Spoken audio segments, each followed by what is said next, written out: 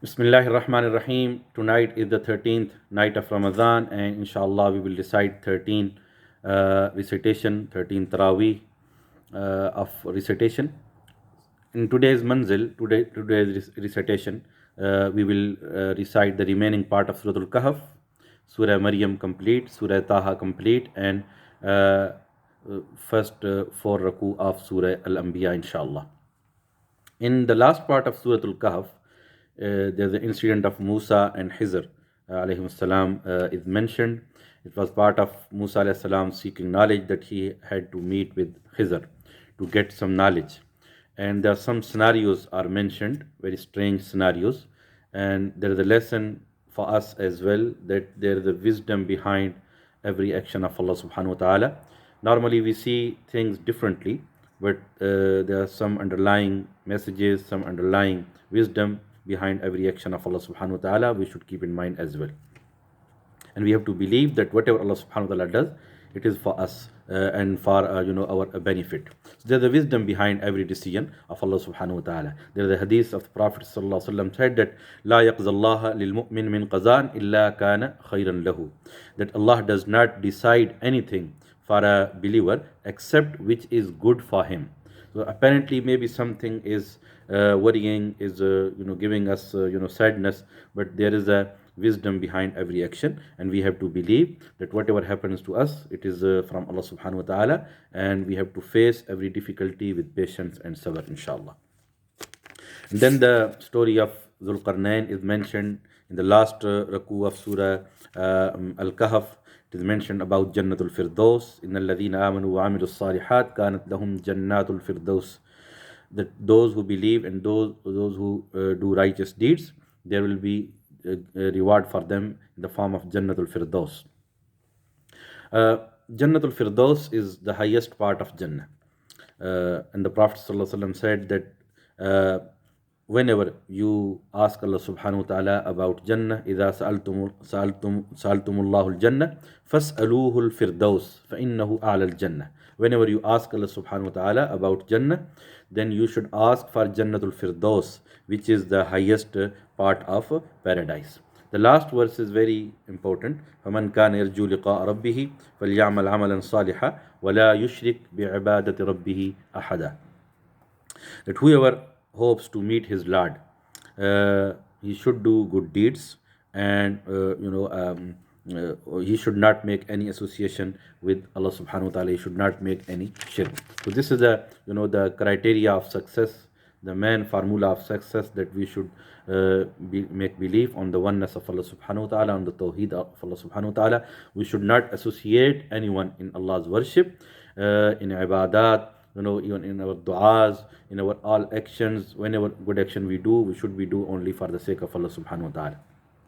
The next surah is Surah Maryam, and it tells us firstly about the Zakaria alayhi salam, how Allah subhanahu wa ta'ala granted him Yahya, at the last stage of his life, when he was almost hopeless about children. Allah subhanahu wa ta'ala granted him. So it means that whenever there's nothing beyond Allah's capacity. In Allah ala kulli shay'in qadir. Allah has the power over everything. And then the story of Maryam alayhi salam is mentioned, how the Prophet Isa alayhi salam was born, and قال إني عبد الله آتاني الكتاب وجعلني نبيا. So he said what? Inni Abdullah, I am the servant of Allah. The status of Isa alayhi salam is mentioned. And then the Ibrahim alayhi salam, he tried to convey the message of Tawheed even to his father, and he tried his best to give him guidance. But the reality is that the guidance is in the hand of Allah subhanahu wa ta'ala. And whenever he spoke with his dad, with his father, regarding the message of Tawheed and so on, he always spoke with dignity, with honor. His Ibrahim alayhi salam, he was the prophet of Allah, and his father was not a Muslim, not a believing person. But still, how he is speaking with his dad, Ya Abat. The word is normally, oh my beloved father. He did not just say, "Oh my father," he said, "Oh my beloved father." So this is the way we have to adopt in our life, the attitude, the behavior, that even when we are speaking to our parents, even if they are non-Muslims, still we have to be respectful. And this is the message of our deen, that ad-deenu kulluhu adab. Deen is all about respect. Al-adab lillah, the manner and adab, respect for Allah, wali rasulihi, respect for the Prophet, respect for the Aimma, respect for everyone. So this is the manner we have to learn, and especially in the life of Ibrahim alayhi salam, we know that even he was speaking with his father, but how politely, how respectfully he is speaking. Even the father was not Muslim. وَاذْكُرْ فِي الْكِتَابِ مُوسَى إِنَّهُ كَانَ مُخْلَصًا وَكَانَ رَسُولًا نَبِيًّا. Then the story of Musa alayhi salam is mentioned briefly. وَنَادَيْنَاهُ مِنْ جَانِبِ الطُّورِ الْأَيْمَنِ وَقَرَّبْنَاهُ نَجِيًّا. And then the Ismail alayhi salam, إِنَّهُ كَانَ صَادِقَ الْوَعْدِ وَكَانَ رَسُولًا نَبِيًّا وَكَانَ يَأْمُرُ أَهْلَهُ بِالصَّلَاةِ وَالزَّكَاةِ وَكَانَ عِنْدَ رَبِّهِ مَرْضِيًّا. The other prophets as well, Idris alayhi salam and so on. So they enjoined their families to establish prayer and to give zakat and so on. So the basic teachings, when we believe, then we have to tell to our families as well. قُوا أَنفُسَكُمْ وَأَهْلِيكُمْ نَارًا. The Quran says that save yourself from the fire of hell and save your families from your households from the fire of hell. So this is our duty, to teach our children, to teach our families to be regular in prayer as well, inshallah. فَعْبُدْهُ وَاسْتَبِرْ لِعِبَادَتِهِ. So worship him and abide patiently in his worship. So this is also the message of the Quran, that we have to be steadfast in Iman, we have to be steadfast in all our ibadat, and we have to be regular in our prayers as well. In the last raku of Surah Maryam, إن كل من في السماوات والأرض إلا آتي الرحمن عبدا وما ينبغي للرحمن أن يتخذ ولدا. So there's the message that Allah subhanahu wa ta'ala, it is not appropriate for him to make child, to make for a son, that so no one can be the son of Allah subhanahu wa ta'ala.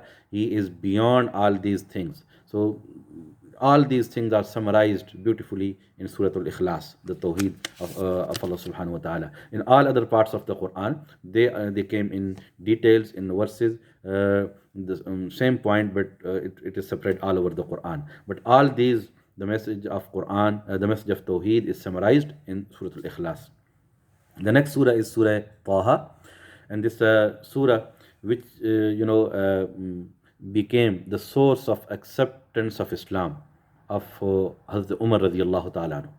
How he accepted Islam?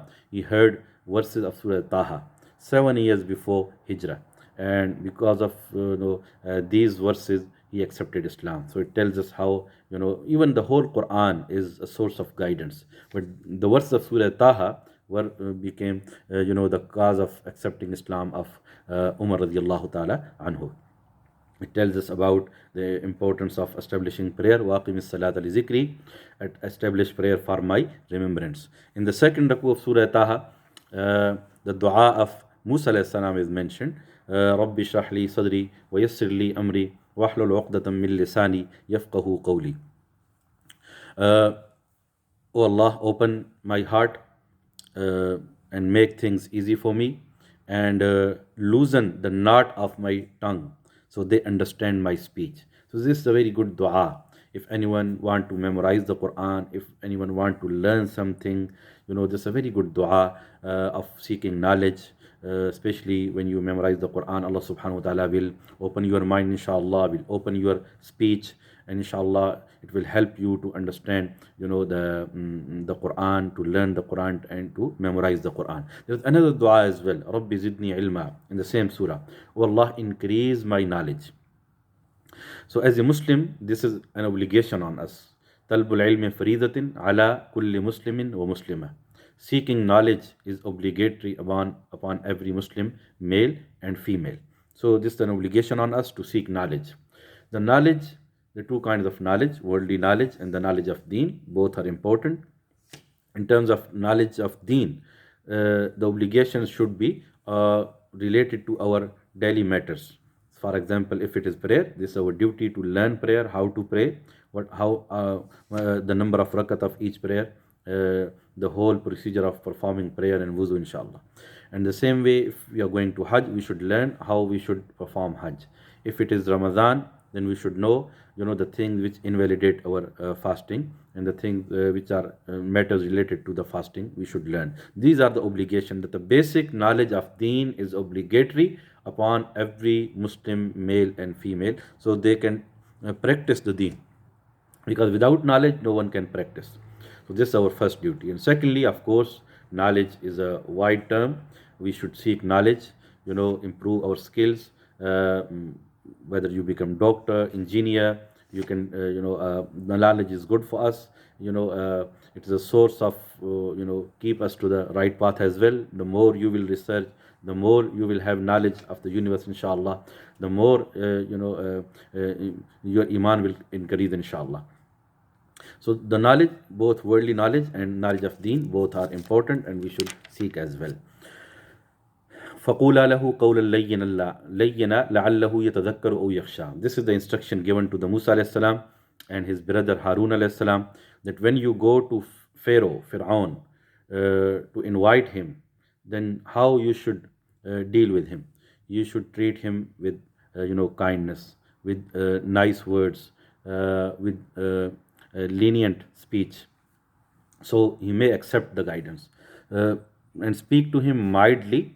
فَقُولَا لَهُ قَوْلًا لَيِّنًا لَعَلَّهُ يَتَذَكَّرُ أَوْ يَخْشَى. He may perhaps he may accept the guidance. So Musa alayhi salam was the one greatest da'i, and Fir'aun was the most disobedient person on earth, and the method of da'wah is given to Musa alayhi salam is the same, that even he is most disobedient person on earth, then still we have to speak nicely and politely. So this is the method and attitude we have to adopt whenever we do any da'wah work.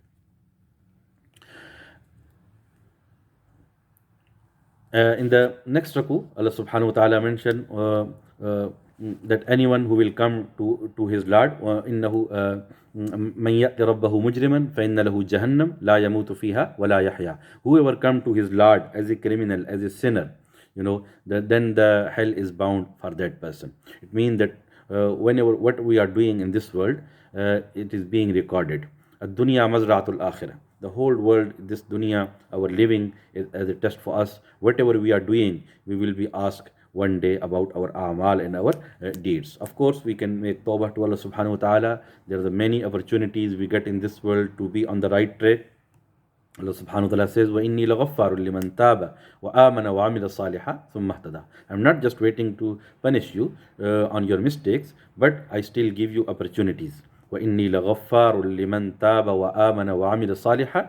That indeed I am forgiving to him who repents, who believes, and who does righteous deeds. So Allah subhanahu wa ta'ala is waiting for us when we make sincere tawbah to him, and he can forgive our sins. As I mentioned before, there is a very good dua mentioned in the 7th raku of Surah Taha, رَبِّ زِدْنِي عِلْمًا وَاللَّهِ increase my knowledge. وَمَنْ أَعْرَضَ عَنْ ذِكْرِي فَإِنَّ لَهُ مَعِيشَةً زَنْكَ. That if we will turn away from Allah's verses, then it means there's a warning is given here. That's why whenever Allah's verses come to us, like in the form of Quran, this is our duty to learn these verses. We have to get guidance through these verses. We have to act upon according to these verses.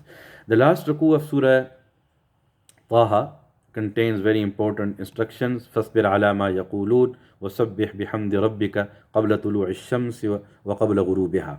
In the background of these verses are that once the Prophet ﷺ was sitting with his companions, and it was 14th night of the month. The moon was full. So this reported by Bukhari and Muslim. The Jabir bin Abdullah radiallahu anhu reported, once we were sitting with the Messenger of Allah sallallahu alaihi wasallam, and when he looked at the moon, and it was shining, because it was the 14th night of the month, and then he said that innakum satarawna rabbakum kama tarawna hadha al-qamar la tazamuna fi ru'yatihi shay'a فَإِنِ اسْتَطَعْتُمْ أَلَّا تَغْلِبُوا عَلَى صَلَاةٍ قَبْلَ طُلُوعِ الشَّمْسِ وَقَبْلَ غُرُوبِهَا. That verily you will see your Lord in the same way as you can see this full moon. And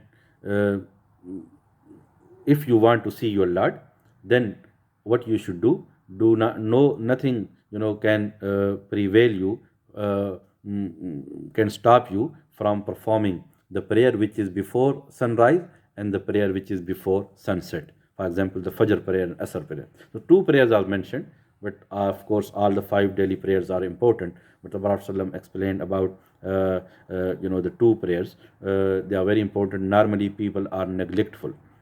The main message of this hadith is that if we want to meet our Lord and if you want to see our Lord, then we should make our ibadat, especially the prayer as well. وَأْمُرْ أَهْلَكَ بِالصَّلَاةِ وَاسْتَبِرْ عَلَيْهَا. Ask your family to establish prayer as well. This is our duty to perform our individual ibadat, and this is our duty as well to tell others, our own family members, our children, make them regular in prayer. The Prophet ﷺ said in a hadith, أَفْشُوا السَّلَامِ وَأَطْعِمُوا الطَّعَامِ وَصَلُّوا وَالنَّاسُ نِيَامٌ وَصِلُوا الْأَرْحَامِ وَصَلُّوا وَالنَّاسُ نِيَامٌ تَدْخُلُوا الْجَنَّةَ بِسَلَامٍ. Spread the greetings, feed others, uphold the ties of kinship, and stand in prayer at night when people are asleep, then you will enter into Jannah peacefully.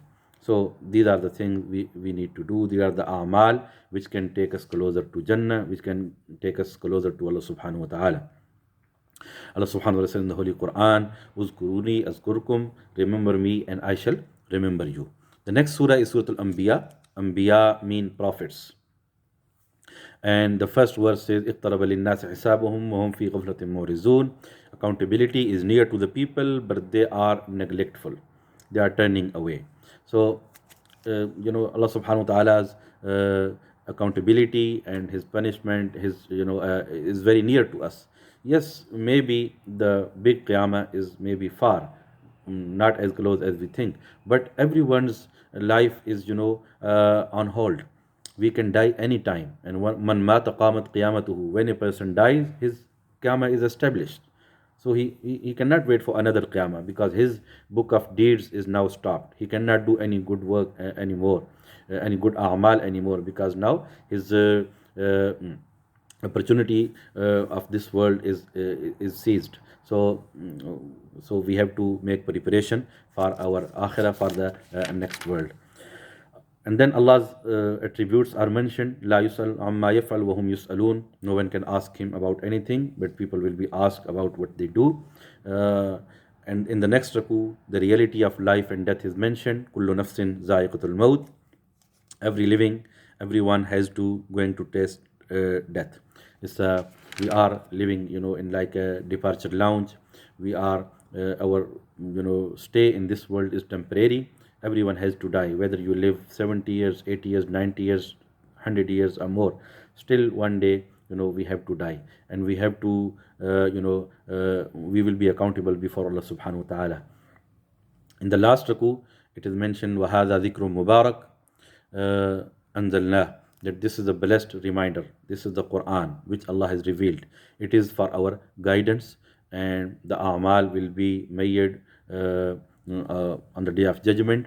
وَنَضَعُ الْمَوَازِينَ الْقِسْطَ لِيَوْمِ الْقِيَامَةِ فَلَا تُظْلِمُ نَفْسٌ شَيْئًا. And we shall set up balance of justice on the day of judgment. Then none will be dealt with unjustly.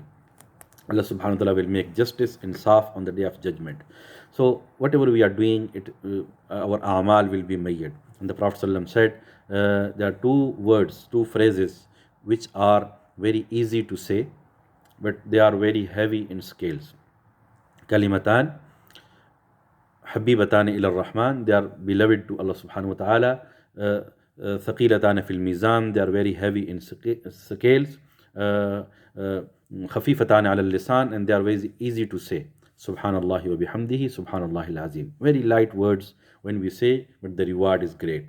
So Allah subhanahu wa ta'ala will measure our a'mal, our deeds. Sometimes an action will be very little, but the reward will be very great. And sometimes we will do a lot of good big actions, but the reward will be very thin and tiny. it is because of our intentions. The Prophet ﷺ said that some people will bring amal equal to mountain, but their reward will be like a mustard seed. And some people will do amal like a mustard seed, but the reward will be like a mountain, because their intentions were good. So Allah subhanahu wa ta'ala rewards us according to our intentions. May Allah subhanahu wa ta'ala make ikhlas in our intentions. May Allah purify our intentions. May Allah subhanahu wa ta'ala accept our siyam, our fasting, accept our qiyam, our standing in the night of Ramadan. May Allah subhanahu wa ta'ala accept our recitation. May Allah subhanahu wa ta'ala accept the listening of our Quran. أقول قولي هذا واستغفر الله لي ولكم فاستغفروا إنه هو الغفور الرحيم.